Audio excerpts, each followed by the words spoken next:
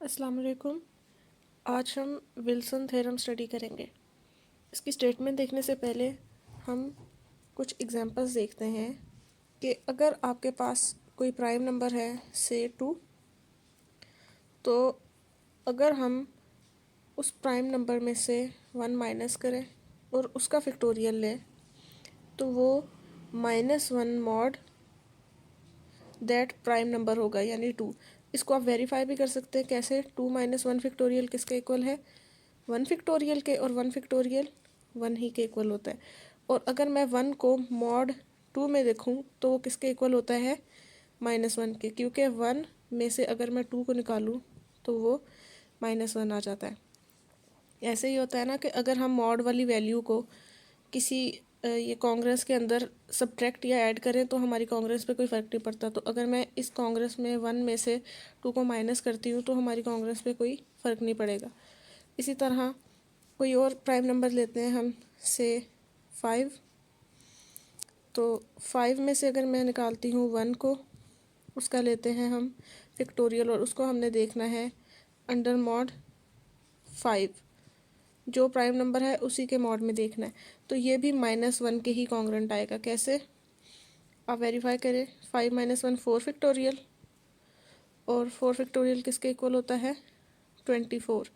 और अगर आप 24 को अंडर मॉड 5 देखें तो किसके इक्वल होता है? 4 के। और 4 को हम लिख सकते हैं अंडर मॉड 5। इसको कैसे लिख सकते हैं? 4 - 5, और ये किसके कॉन्ग्रेंट आ गया? -1 के। तो हमने वेरीफाई कर लिया। इसी तरह आप कोई भी प्राइम लें तो अगर उसमें से हम -1 करें और उसका फैक्टोरियल लें तो वो -1 के ही कॉन्ग्रेंट आएगा अंडर मॉड दैट प्राइम। तो यही स्टेटमेंट है विल्सन थ्योरम की। विल्सन थ्योरम हमें क्या बताता है कि कोई भी नंबर अगर प्राइम है, p इज़ अ प्राइम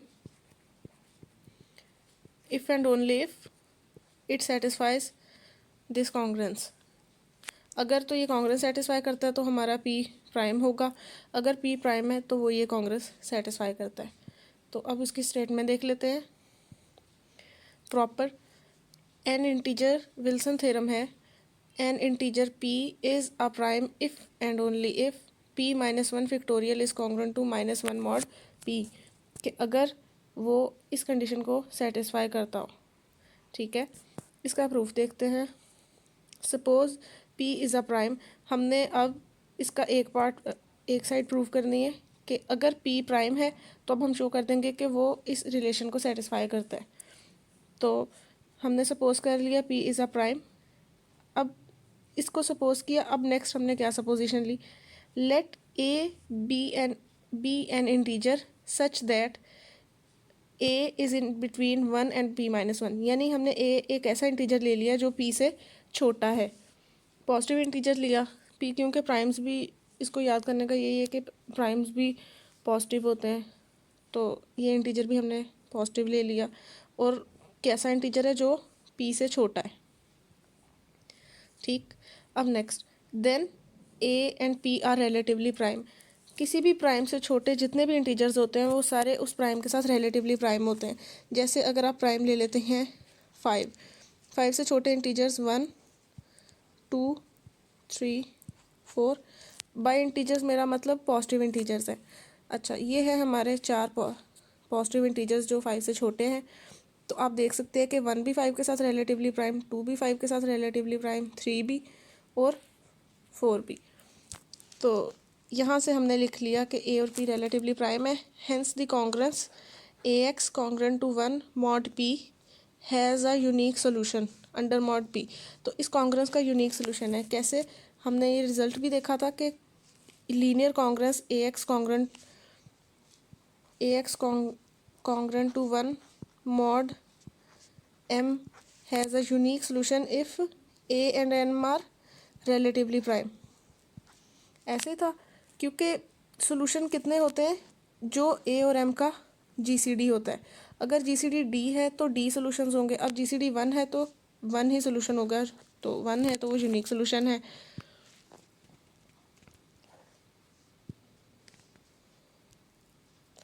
अब नेक्स्ट,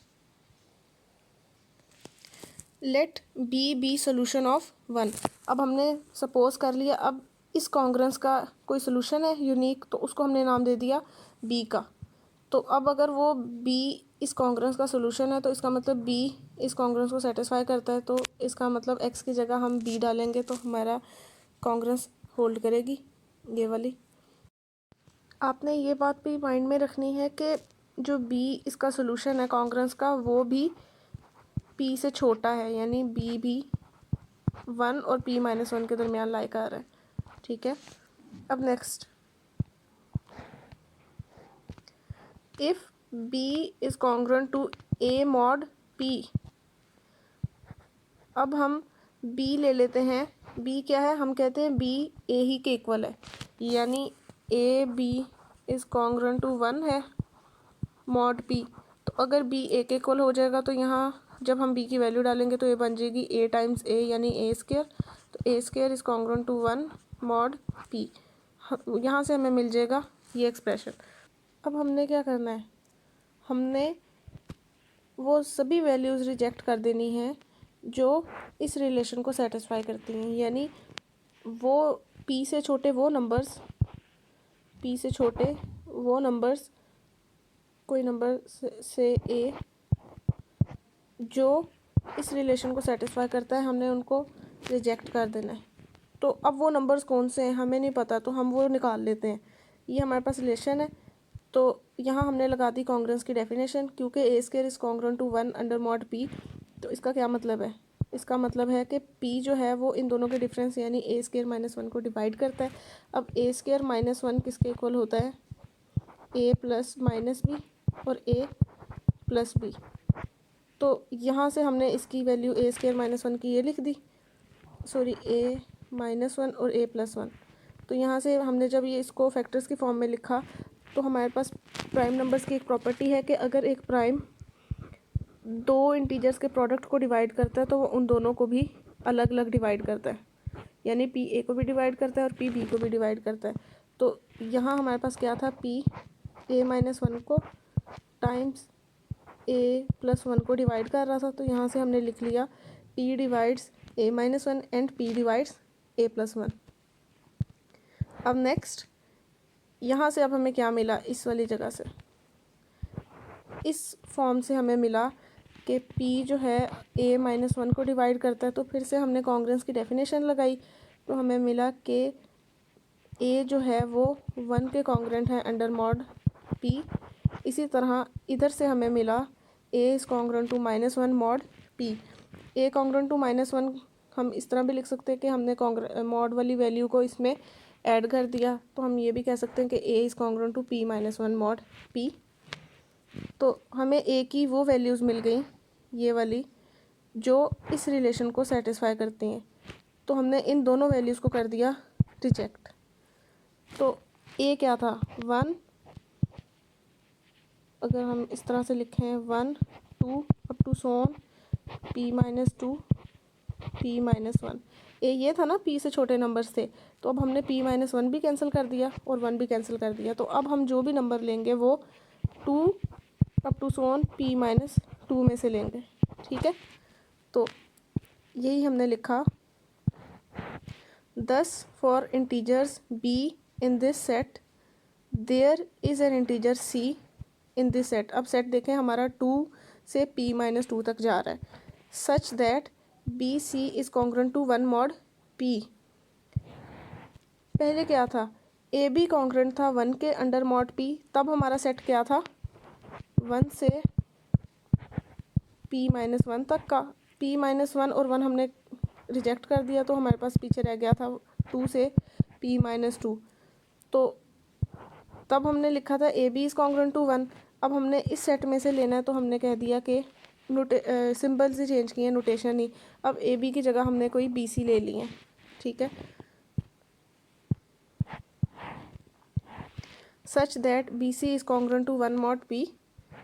तो देयरफॉर बाय पेयरिंग बीज क्या है 1 और p माइनस 1 के दरमियान लाया कर रहे हैं, या अगर मैं इसको यूँ भी लिख सकती हूँ b क्या है 2 is less than b is less than, और इक्वल टू p माइनस 2। इसी तरह हम c के लिए यहाँ भी यही लिख सकते हैं। Then therefore by pairing b's and c's such that bc is congruent to 1 mod p we get this। ये क्या बता रहा है? ये कह रहा है कि अब देखें हमने b और c लिए। कैसे b c लिए? जो इस कॉन्ग्रेंस को सेटिस्फाई कर रहे हैं, यानी अगर उन दोनों को मल्टीप्लाई करें तो वो 1 के कॉन्ग्रेंट आ रहे हैं।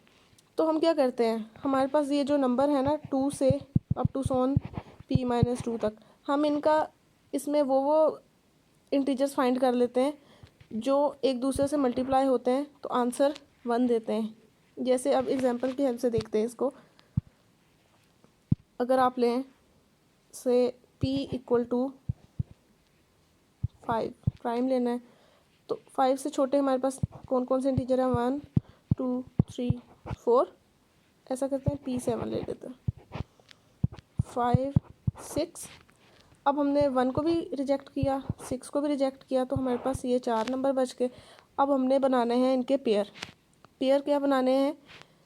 ऐसे पेयर जो इस कॉन्ग्रेंस को सेटिस्फाई करते हैं, यानी पेयर ऐसे बनाने के पेयर के अंदर जो दो इंटीजर्स आ रहे हैं उनको मल्टीप्लाई करें तो वो 1 के कॉन्ग्रेंट हो। तो अब देखें हम 2 और 3 का पेयर बना सकते हैं, 2 4 का बना सकते हैं, 2 5 का बना सकते हैं, फिर 3 4 का, 3 5 का और 4 5 का। अब हम देखते हैं इनमें से कौन सा पेयर इस कॉन्ग्रेंस को सेटिस्फाई कर रहा है। तो अगर हम 2 और 3 का पेयर बनाते हैं, 2 इंटू 3 किसके कॉन्ग्रेंट होता है? 6 के। और 6 किसके कॉन्ग्रेंट होता है?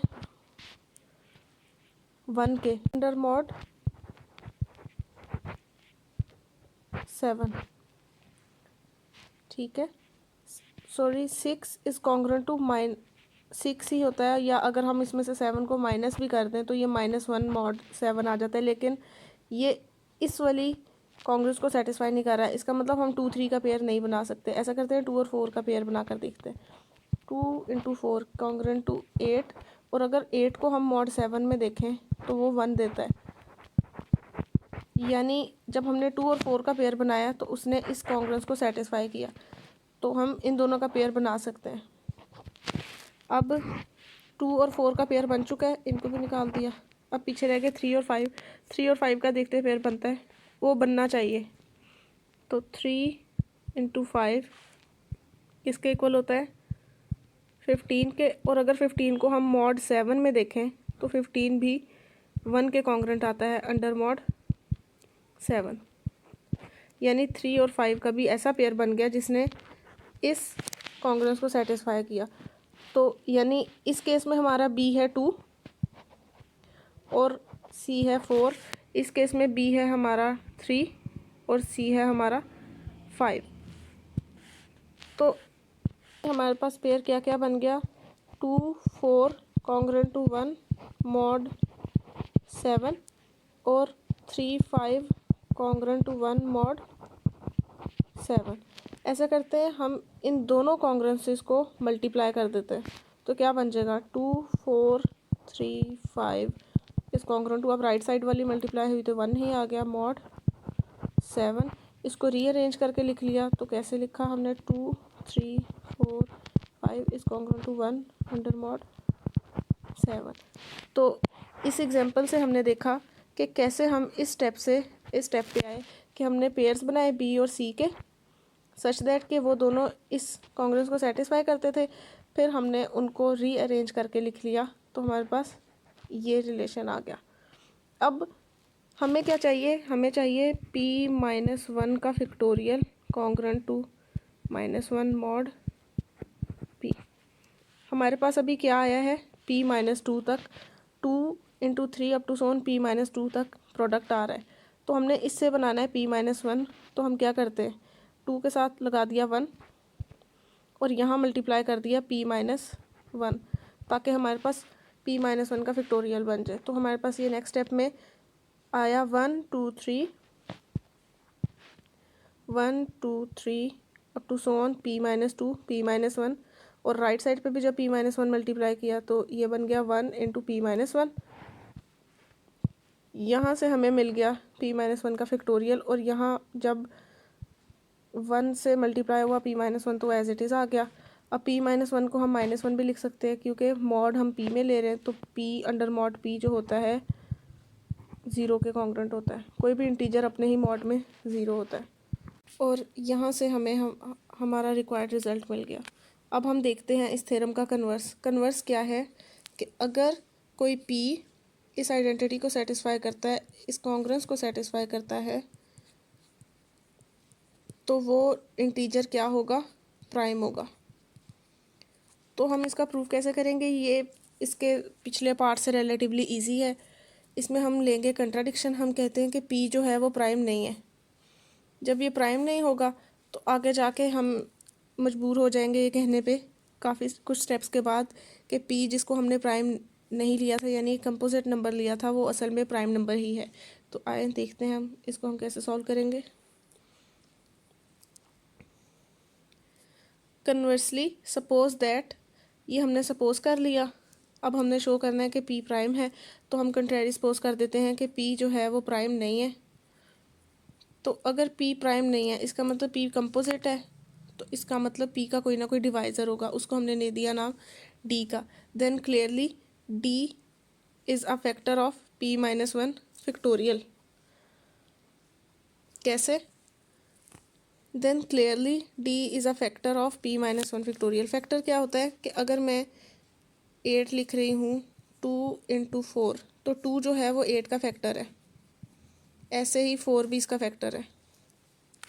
तो यहाँ से हमें पता चलता है कि d जो है वो p-1 फैक्टोरियल का फैक्टर है। कैसे? अगर हम p ले लेते हैं 6, कोई कंपोजिट नंबर लेना था, तो 2 जो है वो 6 को डिवाइड करता है, ठीक।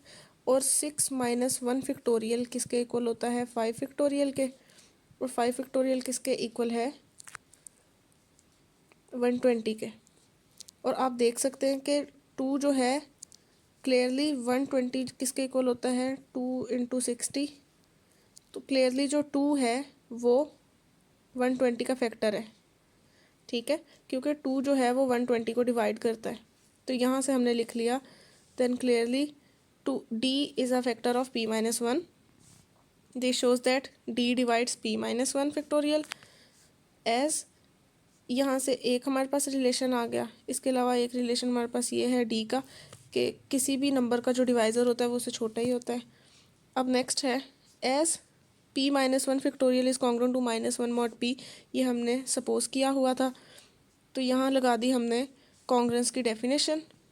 This shows that p divides p-1 factorial -1, वो माइनस माइनस हो गए प्लस, यहाँ लगी कॉन्ग्रुएंस की डेफिनेशन।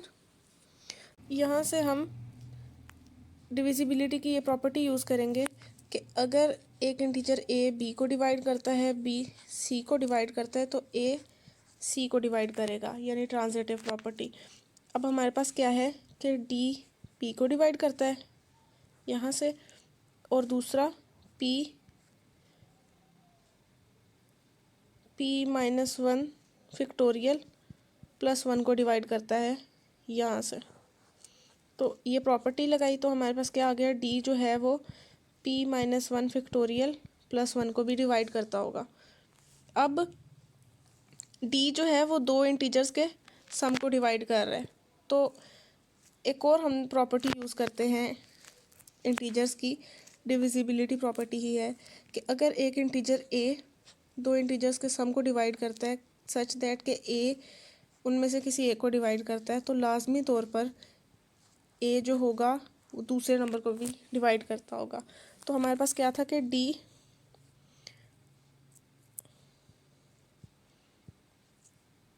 p-1 फैक्टोरियल +1 को डिवाइड कर रहा है, और हमें यह भी पता है कि d p-1 फैक्टोरियल को भी डिवाइड करता है।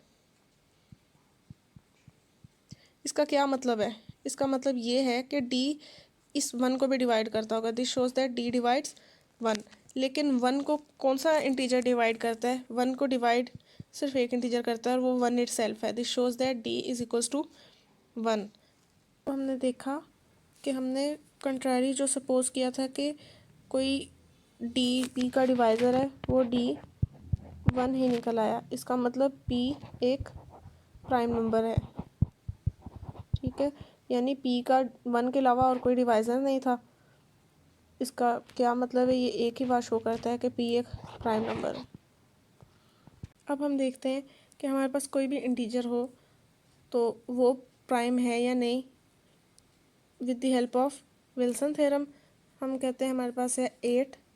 अब हमने देखना है कि 8 प्राइम है या नहीं। 8 प्राइम होगा अगर वो इस क्राइटेरिया को सेटिस्फाई करे, तो हम इस पर ये क्राइटेरिया लगा कर देखते हैं। हम लेते हैं 8 माइनस 1 फैक्टोरियल और उसको अंडर मॉड 8 देख लेंगे, अंडर मॉड 8। तो 8 माइनस 1 फैक्टोरियल होता है 7 फैक्टोरियल। 7 फैक्टोरियल यानी 25 20।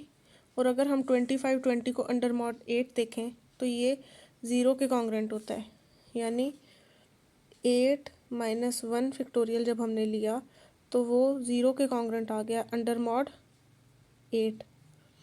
तो यहाँ से हम देख सकते हैं कि इसने विल्सन थ्योरम का क्राइटेरिया सेटिस्फाई नहीं किया, तो इसका मतलब 8 एक प्राइम नंबर नहीं है। इसी तरह आप कोई भी इंटीजर लें, उस पर ये क्राइटेरिया लगा कर देख लें कि अगर तो वो इस क्राइटेरिया को सेटिस्फाई करता हुआ तो इंटीजर प्राइम होगा, वरना वो कंपोजिट होगा। तो इस तरीके से आपके पास एक इफ़ेक्टिव प्राइमैलिटी टेस्ट आ गया, जिससे आप किसी भी इंटीजर को चेक कर सकते हैं कि वो प्राइम है या नहीं।